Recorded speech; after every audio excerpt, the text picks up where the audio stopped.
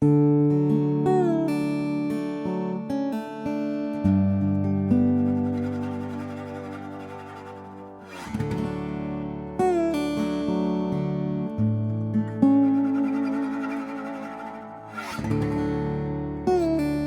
Washington buried his hatchet on the frontier, expecting to claim land.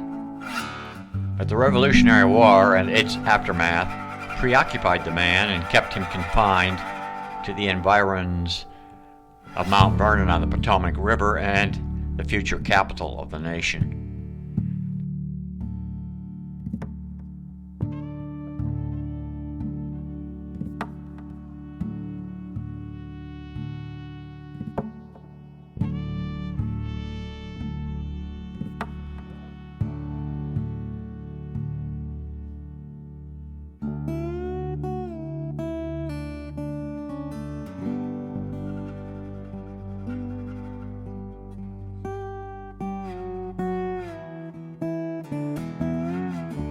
Not so, though, for many colonial veterans of the war, who were restless and mostly poor. Surviving fighters eyed cheap land offers promised either explicitly in paper certificates and warrants, or implicitly under new laissez-faire laws and encouragement from a new Ohio company of associates.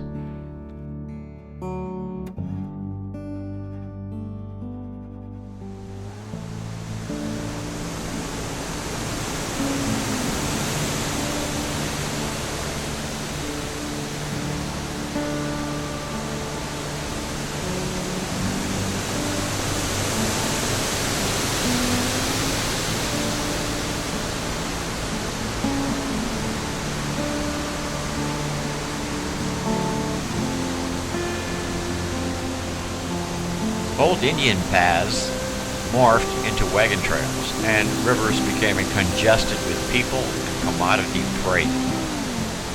Frontier lands in remote areas like the Adirondacks, often still inhabited by scattered Indian communities, were snapped up by veteran soldiers of the war. Marietta, Washington County, Ohio, was the first official permanent city establishment of U.S. authority west of the Alleghenies, founded in 1788.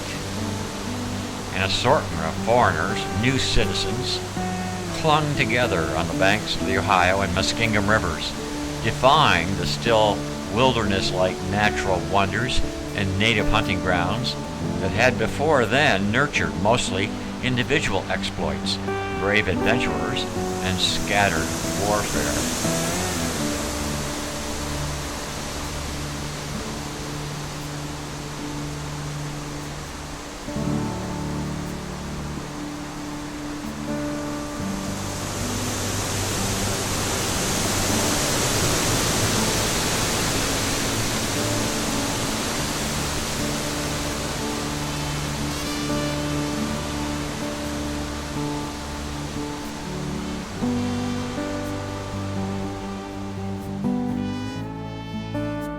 In 1788, George Washington said, quote, "No colony in America has ever settled under such favorable auspices as that which has just commenced at the Muskingum. If I was a young man just preparing to begin the world, or if advanced in life and had a family to make provision for, I know of no country where I should rather fix my habitation."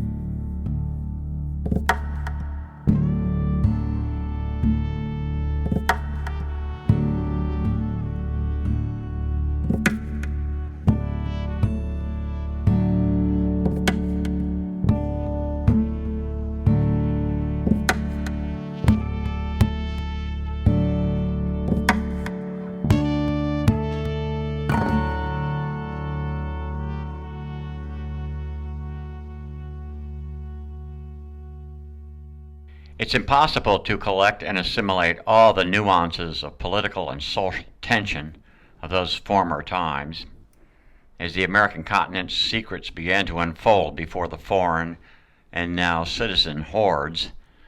But fragments of oral and journal accounts of participants in the Ohio to Mississippi wave of settlers allow for reflection on both the enlightened and the primitive behaviors that actually continued across the whole country eventually. The manifest destiny embraced by the new patriots is more sullied than sometimes portrayed in modern history books. Horrors and triumphs were reported along the way by all the travelers, voluntary and forced. It isn't that huge masses of Native Americans and scattered settlers were outright massacred, but the numbers of dead and injured residents of the continent mounted steadily over time. And the brutality and vengefulness of all sides of numerous continuous conflicts for several centuries leaves a mark of shame on the legacy of the North American Renaissance, stunted by the eventual subjugation and displacement of many former native landholders.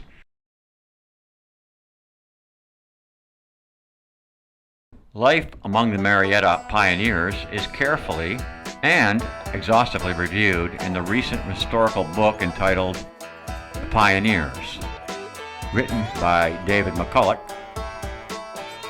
His book can be found in many places throughout the town, which I visited a year later during the springtime virus pandemic 2020. I cruised into both Marietta and the historically interesting Parkersburg, located about 11 miles downstream, during a chilly springtime thaw and health quarantine protocols. Copies of McCulloch's book were conveniently placed in many of Marietta's historical and commercial attractions. The town essentially seems to have adopted David as one of their own. I was a lone tourist with a camera, nothing more.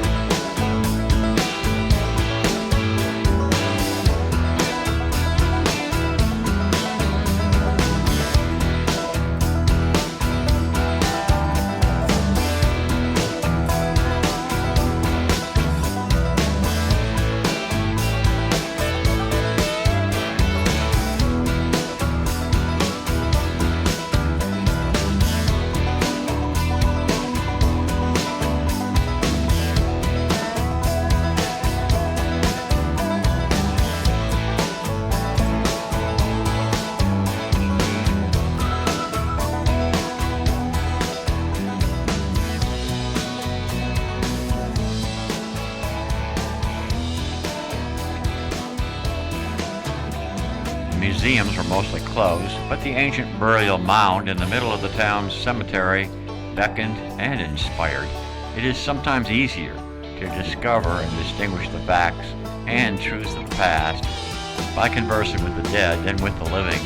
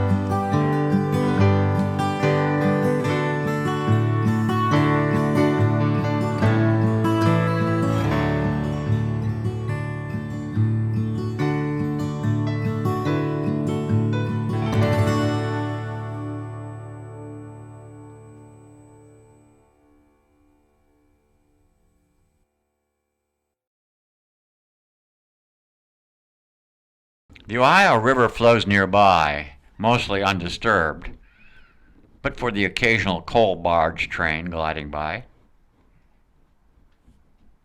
Samuel Holden Parsons was chosen initially to present the Ohio Company of Associates' interest to the U.S. government, but he was replaced by the Reverend Manasseh Cutler. Cutler, William Dewar, and the President of the Confederation Congress, Arthur St. Clair, negotiated a deal allowing the Associates to purchase 1.5 million acres of land for roughly $1 million. Congress allowed the company to pay, in part, using military warrants. A 100,000-acre buffer between white settlements and American Indians, called the Donation Tract, was granted by Congress. In this area, any adult white male could obtain 100 acres free. Apparently, the company investors were inspired to set aside land in each township to be established for education and religion and future government purposes. General Rufus Putnam, a veteran and a co-founder of the Associates Real Estate Group, led more than 100 settlers to Marietta, composed of pilgrims, mostly Congregationalist Yankees, and unemployed soldiers collected in Boston, Massachusetts, and other New England towns. The native colonial tussle did not end, but a new phase began, including the Northwest War with Chief Pontiac and other native inhabitants. As Rufus put it, and as McCulloch reported, quote, "Set out from my own house in Rutland, in the state of Massachusetts, in the service of the Ohio Company, for the mouth of the Muskingum River," unquote. Perhaps it's time to disappear. Perhaps it's time to disappear. Let's build a wooden bridge. Let's plant some trees. When the wind blows from the west. The journey by sled, wagon, foot over the Alleghenies in Pennsylvania took about a month. Then the slide along the Ohio River, angling southwest, came to a halt near Fort Harmar, and a reception by native dwellers led by Delaware Indian Chief Captain Pipe.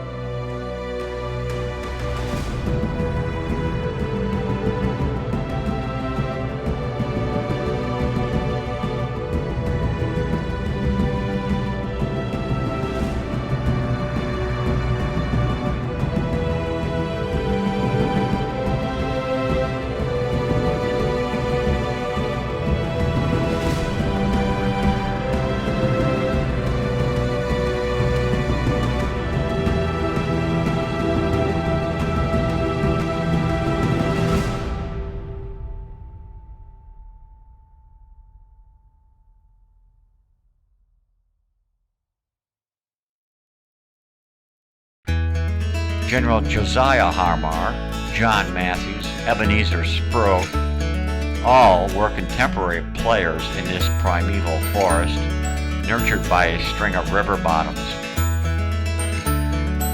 2 leaden pipes had been placed in the area, then called the Illinois Territory, by French explorers in 1749, but the French and Indian War had trampled their intention to signify sovereignty of the monarchy of France.